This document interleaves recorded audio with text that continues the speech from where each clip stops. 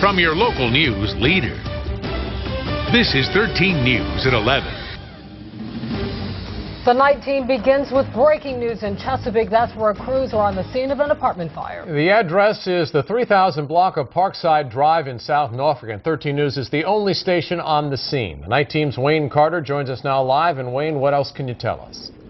Well, David, let me tell you, this was a very tense situation out here. There were nearly a dozen children in this apartment building and a mad rush to get them all out alive. Take a look behind me at the charred remains on the outside of that brick wall. It shows you, it gives you an idea of just how intense these flames really were.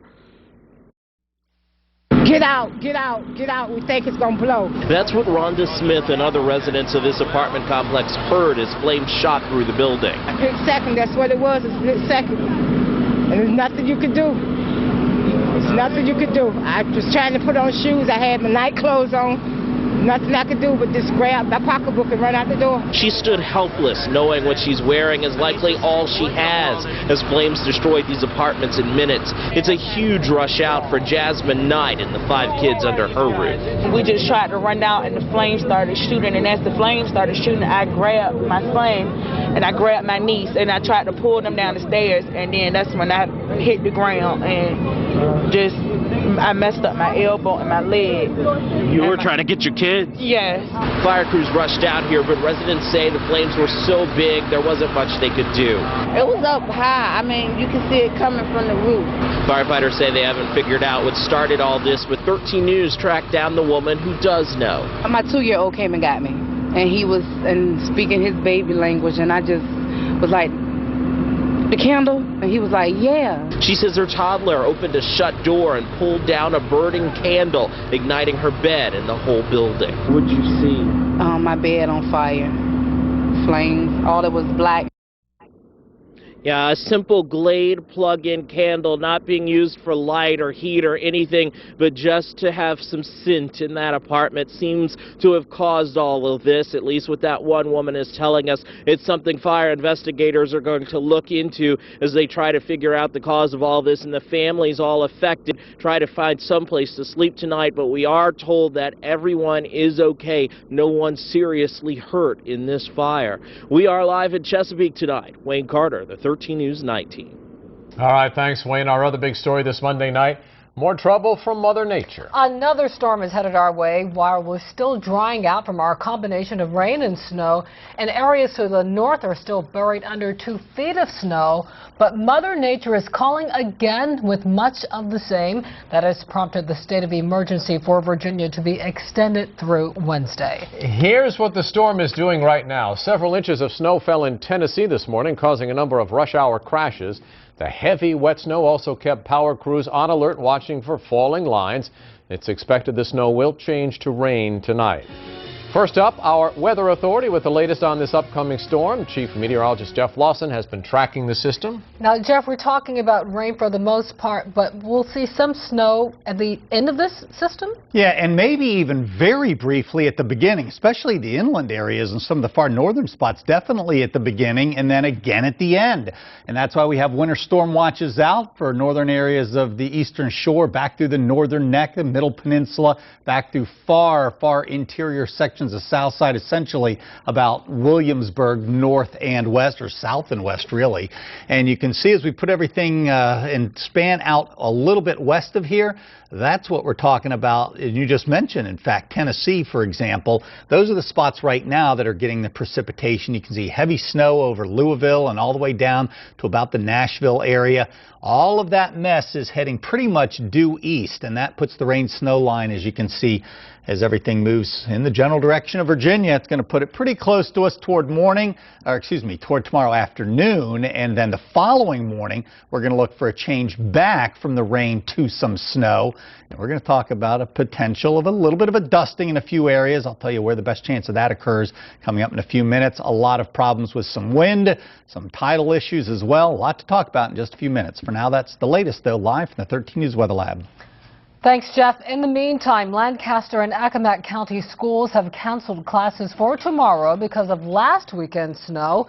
Eastern Shore and Rappahannock community colleges are operating under a 2-hour delay, and Northampton County Public Schools in Virginia will start school an hour later. If we get more delays or closings, we'll pass them along to you. The snowstorms are causing major headaches for drivers even when it's dry. Our 13 News traffic network caught work crews out on 264 this afternoon fixing potholes. VDOT tells us that its biggest problem with fixing the potholes is the weather itself. The cold temperatures are preventing the holes from staying filled, resulting in having to do it all over again. A number of repair shops in the area are also receiving cars that have fallen victim to potholes. People in the nation's capital are wondering if they should bother to move another shovel load of snow for now. There is some progress in getting some streets cleared of snow, but it's not easy. Federal employees have today and tomorrow off. Power is out for many people. D.C.'s airports are still running on a limited schedule, and flights for tomorrow are already canceled. And up to 18 more inches could hit the Washington area tomorrow. And in Philadelphia, they're also talking about another 1.5 feet of snow. That's on top of 28 inches that fell in the city of brotherly love.